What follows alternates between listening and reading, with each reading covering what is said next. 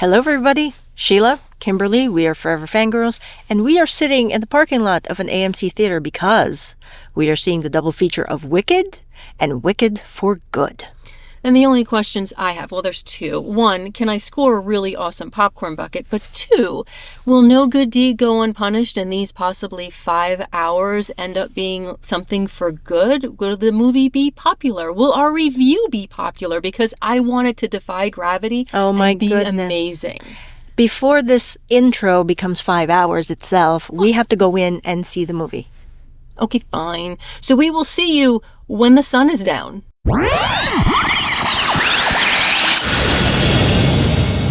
Hello again, everybody. We're back, and it's dark because we've finished Wicked and Wicked for Good. And we left with a popcorn bucket because my wife wanted one. I did. Yes, you did. And as you can see, there's actually a silhouette of Galinda. The G is silent. Yeah, and Elphaba. And I don't know if you can see it, but the lyrics of For Good are embedded in both of the silhouettes. So I thought that was really cool. It is very cool. Yeah. But before we jump into everything, just as a reminder to please like and subscribe to the channel because it really helps the algorithm. It helps us out a great deal and we really appreciate it. Now, all of that said, I know we didn't see part one because my wife was very patient and allowed me to wait. But I have to say the casting throughout is phenomenal. So good. And Cynthia and Ariana, the harmonies, the chemistry, I just can't. They just blew my mind. Yeah, they were just perfect. I was so emotionally invested in their performances that I have no words to explain it. And maybe it's because we just got out of the theater, but I'm struggling. The harmonies were on point. Oh my God. It was just, I felt like I was back in a Broadway show seeing a live theater performance. It was just that good. But because you can get the close-ups of the faces with like Ariana wiping the tear away in part one. Oh, it's just they're little things that you see that they brought to the screen that just added so much depth that it just yeah. What I like about the fact that they did the movie, right, is that in the Broadway show it's basically 2.5 hours, and so some of the side characters don't have a lot of development, but in the film, they can add that, and they did. And it added a lot more color. It added a lot more depth to all of the supporting characters, so it made the whole thing a lot richer, at least to me. Yeah. Right? And then seeing it, part one and then part two together, it just solidified it for me, and I thought that was really, really good. It did have a 13-minute intermission. I was very thankful for that because I had to run to the bathroom. But I agree with you. There was such depth to other characters, which then added to the emotional connection between Elphaba and Galinda that gave depth to them as well, because the others, you saw how it affected them because everybody is interconnected. So it really did help and made things so much richer and added so many layers to things that we hadn't seen before in the Broadway show. I have to say the themes of this hit very much at home right now. It's very I don't want to say dark, but when they're shooting all the propaganda posters, all over in the first movie, when there's everywhere, that all seems very, very timely. The fact that, there's people in power who don't really have power, but they're using lies in order to keep people in line and blame somebody because you always need someone to blame to keep somebody. Yeah. It's just, you need a foil. Oh, it's just such a very raw emotion for me right now because of everything that's going on. So the themes are very timely, very rich, very powerful, and visually I'm just going to say that this was a project that I wasn't sure could be done. And I don't mean it because nobody could. I mean it in the sense of it felt like Lord of the Rings, where it just seemed so vast and my imagination was so vivid and everything else that I wasn't sure it could be done. And seeing this and seeing it come to life and the performances, I'm speechless. Yeah. For me, seeing it again, and it's been like decades at this point, I think. Do we have to age ourselves? Yes, we do. Because it's been a while. It's been a minute. It's been a minute. Say it's been a minute, not it's been decades. It's been a clock tick. It's been a clock tick. I like that. Since we've seen the show on Broadway. Yeah. And seeing it again here, it reminds me of why I love this musical so much, is because of those themes, right? It's the theme of belonging. It's the theme of being different. It's the theme of finding your family, knowing that someone is out there who just loves you for who you are. That always hits me. So that's what resonates for me. Yeah, especially with the comments of "you don't have to lie to me." Yeah. No, it's just a different way of looking at things. Yeah. It is. Yeah, I think that speaks for itself. But I think we could gush right now because, again, it's very raw because we just got out of the theater and both parts back to back. It's a lot to process. Mm-hmm. But was there anything in film 1 or film 2 that bothered you or that you would consider a con? There's only one.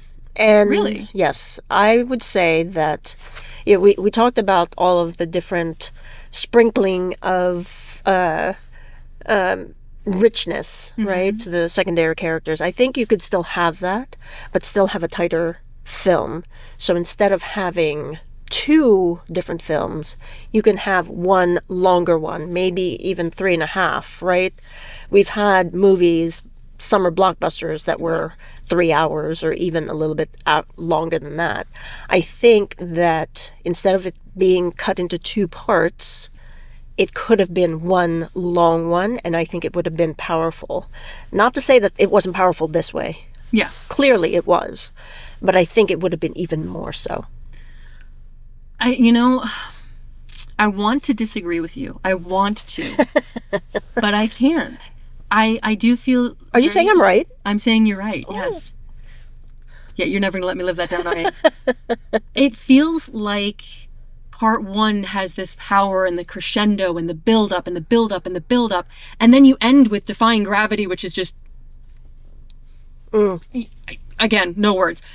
And then you come in after a 13-minute intermission. You come back and it's a different tone, it's a different feel, and I know that and I expect that, but because part 1 is such a gut punch, part 2 feels less so. And I don't want to say it's a letdown, I don't want to say it's any of these other things, because it's not. It really is phenomenal, but it just feels different.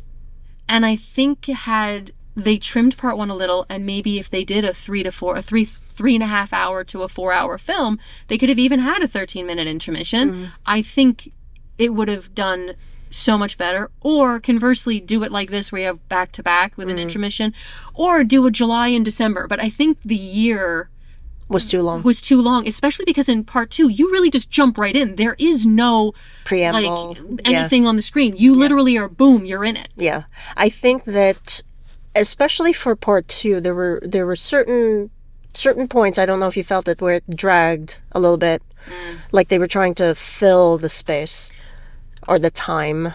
I don't know specifically on that, but to me it felt like the emotion is different, the tone is different, the feeling is different. It is still stunning, it is still beautiful, it is still amazing, the performances are still brilliant. It's just, it feels different in a way that I can't explain. Yeah. And because of that, I really do think it lacks the punch of the first one, but it still has that emotional payoff. So it's very weird to me. And I don't know how to explain it. Yeah, and believe you me, I was crying my eyes out. God, yes. The second half, oh my goodness, was I crying.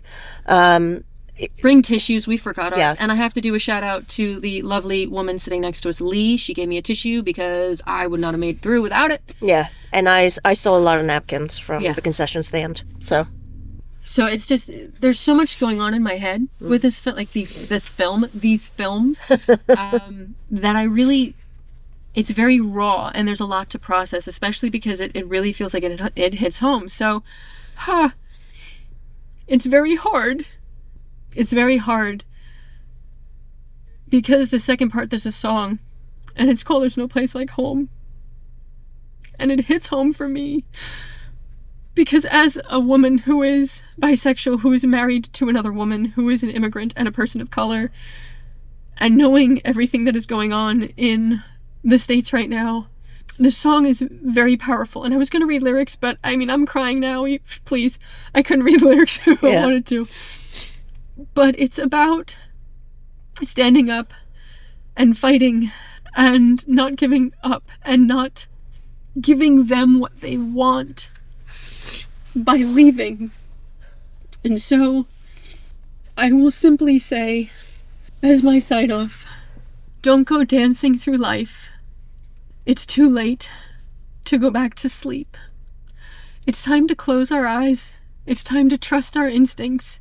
And it's time for us to leap as one, to stand as one, to fight as one. Because at the end of the day, this is our home. And there is no place like home. No, there isn't. And with that, I think that's going to do it for us. Thanks for tuning in. Have you seen Wicked? Or Wicked for Good? Or both? If you have, leave us a comment. We'd love to have a discussion with you about the films. And until next time, stay safe, be kind, and remember, the themes of Wicked endure, because our differences are not what separates us. It's what makes us colorful and unique and beautiful. So stay wicked.